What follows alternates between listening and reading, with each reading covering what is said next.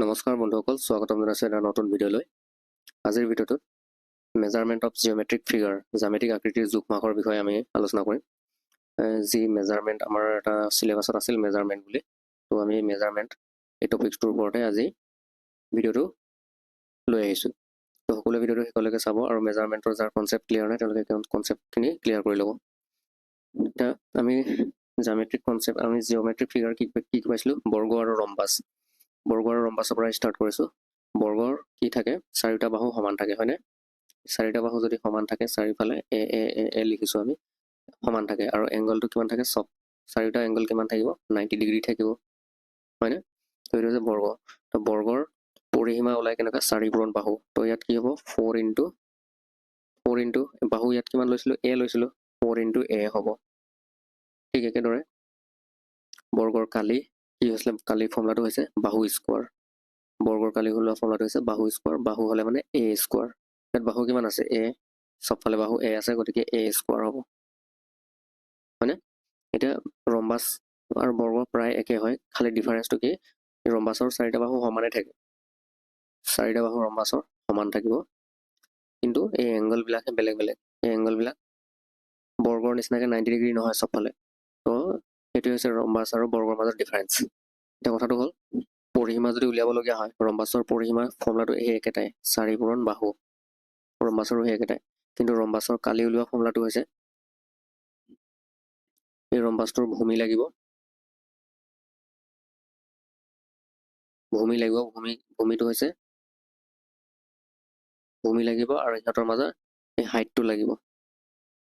এই দুটাৰ বাহুৰ মাজত হাইট কিমান আছে, সেই হাইটটো লাগিব। তো ভূমি পূৰণ উচ্চতা, বেছ ইনটু হাইট, এইটো হৈছে ৰম্বাছৰ কালি উলিওৱা ফৰ্মুলা। ৰম্বাছৰ কালি আৰু এটা পৰা এইটো উলিয়াব পাৰে, যদিহে ডায়মিটাৰ যদি দিয়া থাকে এনেকৈ, এইটো চুকৰ পৰা এইটো চুক আৰু এইটো চুকৰ পৰা এইটো চুকলৈ যদি দুটা ডায়মিটাৰ দিয়া থাকে, এইটো ডায়মিটাৰৰ নাম D1 আৰু এইটো ডায়মিটাৰৰ নাম D2, তেতিয়া যদি দিয়া থাকে তেতিয়াহ'লে ফৰ্মুলাটো হ'ব half into D1 into D2 হ'ব। এইটো ফৰ্মুলা। সেই একেটা ফৰ্মুলা বৰ্গটো হয়। বৰ্গত যদি দুটা এংগল দিয়া থাকে, ছাইড যদি দিয়া নাই, আমাক ছাইড যদি দিয়া নাই, কিন্তু আমাৰ এই ডায়গনেল দুটা দিয়া আছে, এইটো ডায়গনেল D1 আৰু এইটো ডায়গনেল D2, দুটা কৰ্ণৰ D1 D2 আছে, তেতিয়াহ'লে ইয়াৰ বৰ্গটোৰ কালি কি হ'ব? হাফ ইনটু একে ফৰ্মুলা D1 ইনটু D2, এইটো হৈছে কৰ্ণটোৰ কালি। নেক্সট, এতিয়া আমি এটা কুৱেশ্যন কৰোঁ। এটা বৰ্গৰ পৰিসীমা 80 চেণ্টিমিটাৰ, বৰ্গটোৰ কালি নিৰ্ণয় কৰা। বৰ্গৰ পৰিসীমা দিয়া আছে। পৰিসীমা কেনেকৈ ওলায়? বৰ্গৰ পৰিসীমা কেনেকৈ ওলায়? পৰিসীমা ওলায় 4 পূৰণ বাহু, হয়নে? এই 4 পূৰণ বাহুটোৱে দিয়া আছে আমাক কিমান? 80 চেণ্টিমিটাৰ। তেতিয়াহ'লে 4য়ে যদি 80 কাটি দিওঁ কিমান যায়? 20 বাৰ যায়। তাৰমানে বাহু কিমান ওলালে? এই বাহুটো কিমান ওলালে? 20 ওলালে। বাহু যদি 20 হয়, বৰ্গ এটাৰ বাহু চবফালে 20 আছে, তেতিয়াহ'লে কালি কিমান হ'ব? বাহু পূৰণ বাহু, 20 পূৰণ 20, 20 পিছন কিমান হ'ব? 400। অপশ্যনত কি আছে? অপশ্যন চি শুদ্ধ উত্তৰ, 400 square centimetre. Next question number 2, এটা ৰম্বাছৰ দুটা কৰ্ণৰ দিশ 10 চেণ্টিমিটাৰ আৰু 12 চেণ্টিমিটাৰ হ'লে ৰম্বাছটোৰ কালি নিৰ্ণয় কৰা। If the length of the two corners of a rhombus are 10 centimetre and 12 centimetre, determine the area of the rhombus. এইটো টু কৰ্নাৰ নহয়, টু ডায়গনেল হ'ব দেই। দুটা ডায়গনেল আছে, এই ডায়গনেল দুটা দিয়া আছে, তেনেহ'লে ৰম্বাছটোৰ কালি উলিয়াব লাগে। তাৰমানে ৰম্বাছটো এনেকুৱাকৈ আছে, চাৰিওফালে সমান। এই ডায়গনেলটো আৰু এই ডায়গনেলটো দিয়া আছে, কিমান দিয়া আছে? এটা দিয়া আছে 10 আৰু এটা দিয়া আছে 12। এইটো দিয়া আছে কিমান? 12। তেতিয়াহ'লে কালি কি হ'ব? ৰম্বাছৰ কালি কেনেকৈ ওলায়? যদি ডায়গনেল দিয়া থাকে, হাফ ইনটু কি আছিলে? এটা 10 আছে আৰু এটা 12 আছে, 2 5 গুণ 10, 5 আৰু 12 পূৰণ কৰিলে 60 হ'ব। তো 60 চেণ্টিমিটাৰ স্কোৱাৰ। কোনটো আছে? অপশ্যন চি শুদ্ধ উত্তৰ। নেক্সট আহিল আমাৰ ৰেক্টেংগল, আয়তৰ ফৰ্মুলাটো কি আছিল?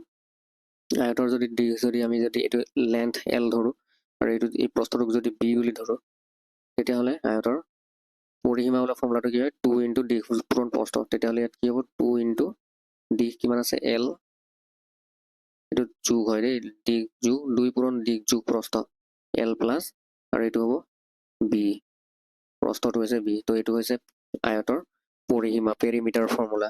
নেক্সট কালি কি হ'ব, দিক পূৰণ প্ৰস্থ। তো দিক যদি ইয়াত আমাৰ L আছে আৰু প্ৰস্থটো যদি B আছে, তেতিয়াহ'লে কালিটো কি হ'ব, L ইনটু B। এইটো হৈছে আয়তৰ পৰিসীমা আৰু কালিৰ সূত্ৰ। নেক্সট এতিয়া আমি এটা কুৱেশ্যন কৰোঁ, এটা আয়তৰ দিক আৰু পৰিসীমা ক্ৰমে 20 চেণ্টিমিটাৰ আৰু 60 চেণ্টিমিটাৰ হ'লে আয়তটোৰ কালি নিৰ্ণয় কৰা।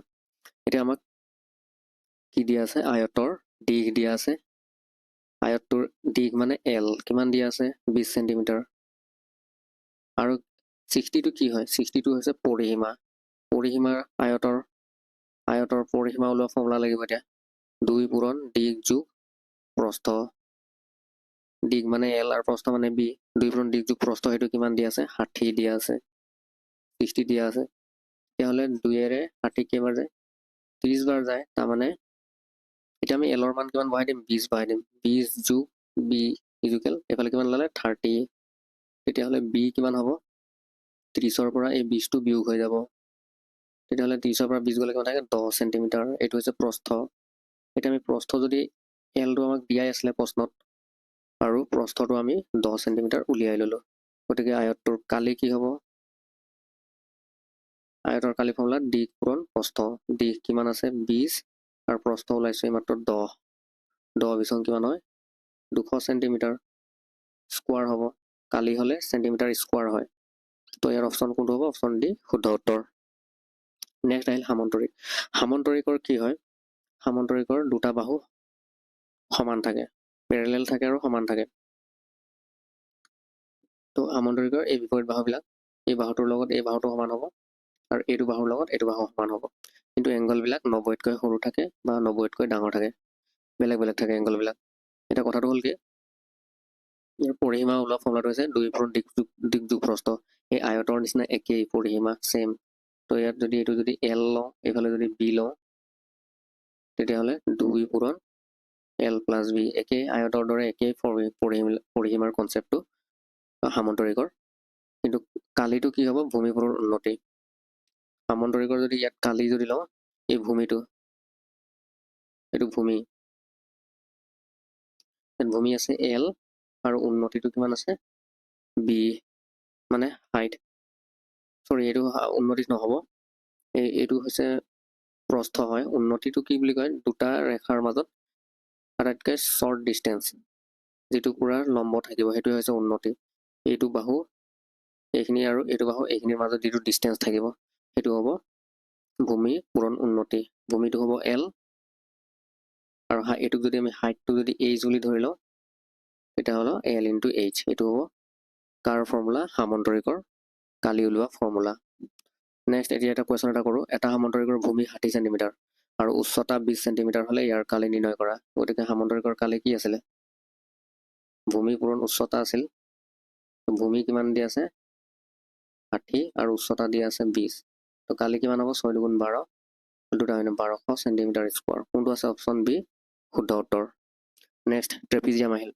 ট্ৰেপিজিয়ামৰ কি হয়, যদি এটা আমি যদি নামে লৈ ল'লো ABCD, ট্ৰেপিজিয়ামৰ কি থাকে, বিপৰীত বাহু এযোৰহে সমান্তৰাল থাকে, এইটোৰ লগত এইটো সমান্তৰাল, বাকী এইটো নহয়, এইটো আৰু এইটো সমান্তৰাল নহয়। এইফালে এইটো যদি আগবঢ়াই দিওঁ, এইফালে যদি এইটো আগবঢ়াই দিওঁ, এইফালে গৈ কাটাকাটি কৰিব ক'ৰবাত, দুটা ৰেখা কাট খাই যাব, গতিকে এইটো সমান্তৰাল নহয়। তো ট্ৰেপিজিয়ামৰ চিম্পল কনচেপ্ট, ট্ৰেপিজিয়ামৰ বিপৰীত বাহু এযোৰহে সমান্তৰাল, এযোৰ বাহুহে সমান্তৰাল থাকে, পেৰেলেল থাকে ট্ৰেপিজিয়ামৰ, এটা মাত্ৰ বাহু এযোৰ বাহু সমান্তৰাল থাকে, আনযোৰ বাহু সমান্তৰাল নহয়, তাৰমানে এইটো আৰু এইটো বাহু সমান্তৰাল নহয়। তো এইটো হৈছে ট্ৰেপিজিয়াম। ট্ৰেপিজিয়ামৰ ফৰ্মুলাটো কি, পৰিসীমাৰ ফৰ্মুলাটো বাহুবিলাকৰ যোগফল, তাৰমানে ইয়াত যিবিলাক বাহু আছে আমি যোগ কৰিব লাগিব, 4টা বাহু কি কি আছে, AB আছে, এইটো কি হয় BC হয়, ঠিক আছে, এইটো কি হয় DC হয়, আৰু এইটো কি হয় AD হয়। এই 4টা বাহু যোগ কৰি দিলে পেৰিমিটাৰ ওলাব। ট্ৰেপিজিয়ামৰ ইমান ফৰ্মুলা নাই। তাৰপিছত কালি, ট্ৰেপিজিয়ামৰ কালি ওলোৱা ফৰ্মুলাটো হৈছে এইটো হাফ, কি আহিব হাফ পূৰণ হাইট, এই যে দুটা সমান্তৰাল বাহু আছে, কি আছে AB আৰু এইফালে তলফালে আছে CD, ABৰ লগত CD যে সমান্তৰাল, এই দুটা বাহু সমান্তৰাল হোৱাৰ কাৰণে এইটো বাহু আৰু এইটো বাহু সমান্তৰাল হোৱাৰ কাৰণে সেই সমান্তৰাল বাহু দুটা আমি যোগ কৰিব লাগিব। এ বি আৰু চি ডি যোগ কৰিছো। যোগ কৰি এই সমান্তৰাল দুটা বাহু যে পালো, সেই বাহুটোৰ মাজত যিটো ডিষ্টেঞ্চ হাইট সেই হাইটটো আমি পূৰণ কৰিব লাগিব ইনটু এইচ। এই হাইটটো আমি পূৰণ কৰিব লাগিব। Half into H into A B plus C D. এই এ বি আৰু চি ডি হৈছে এই সমান্তৰাল বাহু দুটাৰ যোগফল। এতিয়া আমি প্ৰশ্ন এটা আহিল, এটা ট্ৰেপেজিয়ামৰ সমান্তৰাল বাহু দুটাৰ যোগ ক্ৰমে 20 চেণ্টিমিটাৰ আৰু 10 চেণ্টিমিটাৰ আৰু ইয়াৰ কালি 120 চেণ্টিমিটাৰ স্কোৱাৰ হ'লে সমান্তৰাল বাহু দুটাৰ মাজৰ দিশ নিৰ্ণয় কৰা। তো আমাক কালিটো দিয়া আছে, ট্ৰেপেজিয়ামৰ কি দিয়া আছে, কালি দিয়া আছে। আমি কালিৰ ফৰ্মুলাটো জানো, কি জানো, half into H into A B plus C D, হয়নে? এই এ বি আৰু চি ডিটো কি আছিল, এই যে সমান্তৰাল বাহু দুটা, সেই বাহু দুটাৰ যোগফল আছিল। তো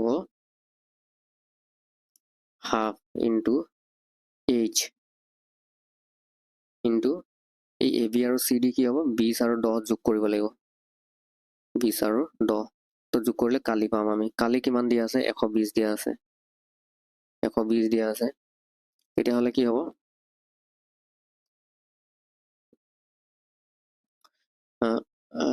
এইচ পূৰণ 20 10 30 হ'ব, ইজ ইকুৱেল কিমান হ'ব, এই যে দুইটো তলফালে আছিল 1/2, এই দুইটো 120ৰ লগত পূৰণ হৈ যাব। এতিয়া 30ৰে 120ক কেইবাৰ যায়, 4বাৰ যায়। তেতিয়াহ'লে হাইটটো কিমান ওলালে, 4 আৰু 2 পূৰণ কৰিলে কিমান হ'ব, 8 হ'ব। হাইটটো হ'ব 8 চেণ্টিমিটাৰ। নেক্সট এতিয়া আহিল চাৰ্কল। চাৰ্কলৰ আমি জানো চাৰ্কলৰ এটা কেন্দ্ৰ থাকে, সেই কেন্দ্ৰটোৰ পৰা এইটো যিটো বাহিৰৰ এই সীমাটো, সেই বাহিৰৰ সীমাটো পৰিধি বুলি কয়।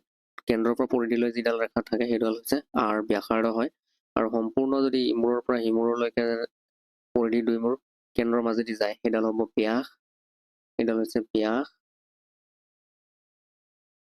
ডায়মিটাৰ, আৰু এইটো হৈছে ৰেডিয়াছ। এইটো কি, ৰেডিয়াছ। আৰু এই গোটেইটো ইমূৰৰ পৰা সিমূৰলৈকে সেইটো হ'ব ডায়মিটাৰ।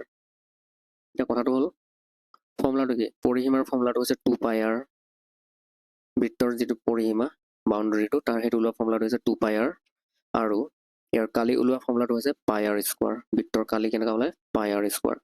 তো আমি এটা কুৱেশ্যন কৰোঁ, এটা বৃত্তৰ কালি 154 চেণ্টিমিটাৰ হ'লে বৃত্তটোৰ ব্যাসাৰ্ধ কিমান হ'ব।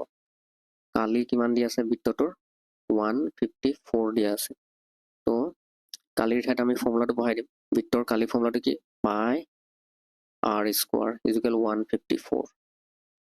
পাই মান হৈছে 7/22 ইনটু আৰ স্কোৱাৰ ইকুৱেল 154। এতিয়া আৰ স্কোৱাৰ কিমান হ'ব, 154ৰ লগত এই 7টো তলত আছে, উঠি যাব ওপৰত, আৰু এই 22টো ওপৰত আছে, এই 22টো ওপৰত আছে, আহি যাব তললৈ, হয়নে? এতিয়া কি হ'ব, আৰ স্কোৱাৰ ইজুকেল এইটো 22ৰে 154ক 7 বাৰ যায়, 7 দুগুণ 14, 4 কৰিলে 7 দুগুণ 14 একে 15। তো থাকিল কিমান, আৰ স্কোৱাৰ মানে 7 আৰু 7 পূৰণ কৰিলে 49। যদি আৰ স্কোৱাৰ ইজুকেল যদি 49 হয়, তেনেহ'লে আৰ ইজুকেল কিমান হ'ব, এই স্কোৱাৰটো ইফালে 49 হৈ যাব, ৰুট অভাৰ আহি যাব, স্কোৱাৰটো উঠাই দিলে ইফালে 49 হৈ যাব। 49ৰ বৰ্গমূল হৈছে 7। অপশ্যন 7 অপশ্যনটো আছে নাই, অপশ্যনত নাই। মই কুৱেশ্যনবোৰ মিছটাইপ কৰিলোঁ যেন লাগিছে, তো এটা কুৱেশ্যন আপোনালোকে, এইটো মই 7 কৰি দিলোঁ, তো এইটো অপশ্যন ডি শুদ্ধ উত্তৰ হ'ব। নেক্সট আহিল ঘনক। ঘনকত কি হয়, ঘনকৰ চাৰিওফালে ঘনকৰ সমান থাকে।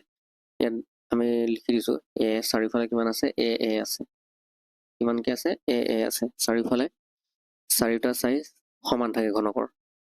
তো সেইটো হৈছে ঘনক। ঘনকৰ এটা এক্সাম্পল হৈছে লুডু গুটি, পাশা গুটি, যিবিলাক সেইবিলাক হৈছে ঘনক, চবফালে সমান থাকে।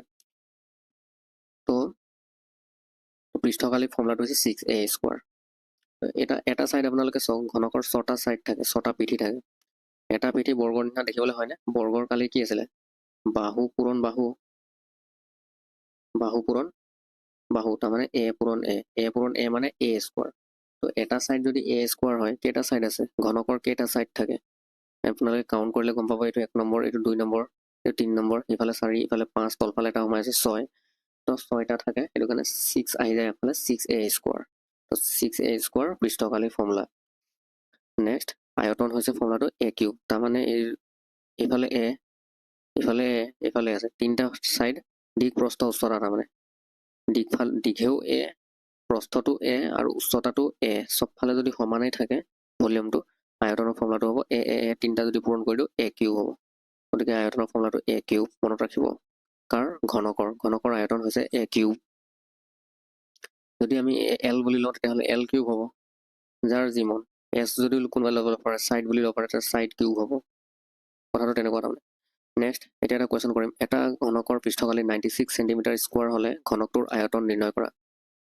Determine the volume of a cube if the surface area of the cube is 96 centimetre. ঘনকটোৰ পৃষ্ঠকালি দিয়া আছে, আমাক কি দিয়া আছে? এটা ঘনকৰ পৃষ্ঠকালি দিয়া আছে। ঘনকৰ পৃষ্ঠকালি ফৰ্মুলাটো আমি জানো 6L স্কোৱাৰ কিমান হৈছে 96। 6L স্কোৱাৰ আমাক 96 দিয়া আছে পৃষ্ঠকালি। 6ৰে 96 কাটি দিলে 16 হয়, তাৰমানে এল স্কোৱাৰ যদি 16 হয়, এল কিমান হ'ব? এই স্কোৱাৰটো যদি উঠাই দিওঁ তেতিয়া এইফালে 16ৰ বৰ্গমূল আহি যাব। 16ৰ বৰ্গমূল হৈছে 4, তো এলটো ওলাই গ'ল আমাৰ 4 চেণ্টিমিটাৰ। তাৰমানে যি এই ঘনকটো আছে যে আমাৰ, এই ঘনকটোৰ এল মানে 4, চবফালে 4 আছে, এইফালেও 4, এইফালেও 4, এই উচ্চতাটো 4, চবফালে 4 4 আছে। তেনেহ'লে তাৰ আয়তনটো কিমান হ'ব? আয়তনৰ ফৰ্মুলাটো কি আছিল? L cube. ইয়াত আমি এল লৈছোঁ কাৰণে এল কিউব হ'ব, তাৰমানে 4 কিউব। এল মানে 4 ওলাইছিলোঁ, 4 কিউব মানে 64। অপশ্যন চি শুদ্ধ উত্তৰ। এতিয়া ঘনক আহিল, এইটো ঘনক নহয়, এইটো আয়তীয় ঘনক হয় একচুৱেলি। ঘনতীয় টাইপ কৰি পালোঁ, এইটো হৈছে আয়তীয় ঘনক কিউবইড। আয়তীয় ঘনকৰ দিশটো অলপ দীঘল থাকে, এটা চাইড দীঘল থাকে, সেইটো যদি আমি এল বুলি ধৰি লওঁ, আৰু যিটো আমাৰ প্ৰস্থ, এই প্ৰস্থটো যদি আমি বি বুলি ধৰি লওঁ, আৰু যিটো হাইট, এইটো হৈছে হাইট, এই হাইটটো যদি আমি এইচ বুলি ধৰি লওঁ, তেতিয়াহ'লে ফৰ্মুলা এটা আছে আমাৰ পৃষ্ঠকালি, যিটো আমাৰ পৃষ্ঠ চাৰ্ফেচ এৰিয়া, আয়তীয় ঘনকৰ পৃষ্ঠকালি ফৰ্মুলাটো হৈছে 2 × LB + BH + HL। ঠিক একেদৰে আয়তনৰ ফৰ্মুলাটো হৈছে L × B × H। আয়তনটো মনত ৰখা সহজ, L × B × H। Question number 8, এটা আয়তীয় ঘনকৰ দিশ, প্ৰস্থ আৰু উচ্চতা 4 চেণ্টিমিটাৰ, 5 চেণ্টিমিটাৰ, 6 মিটাৰ দিয়া আছে। তাৰমানে আয়তীয় ঘনকৰ, এটা আয়তীয় ঘনক আকৌ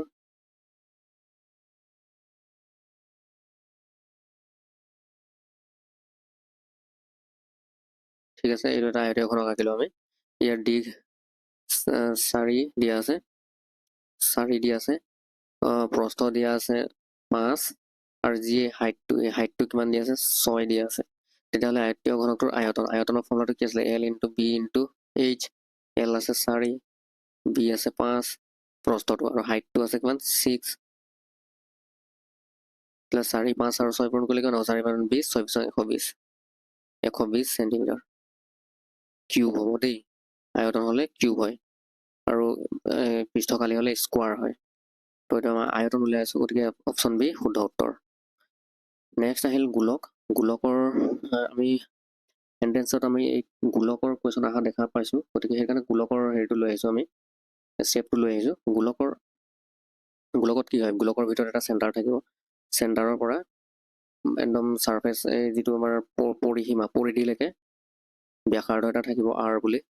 গতিকে এইফালে এটা ব্যাসাৰ্ধ থাকিব R বুলি, চেণ্টাৰৰ পৰা পৰিধিলৈকে কি থাকিব?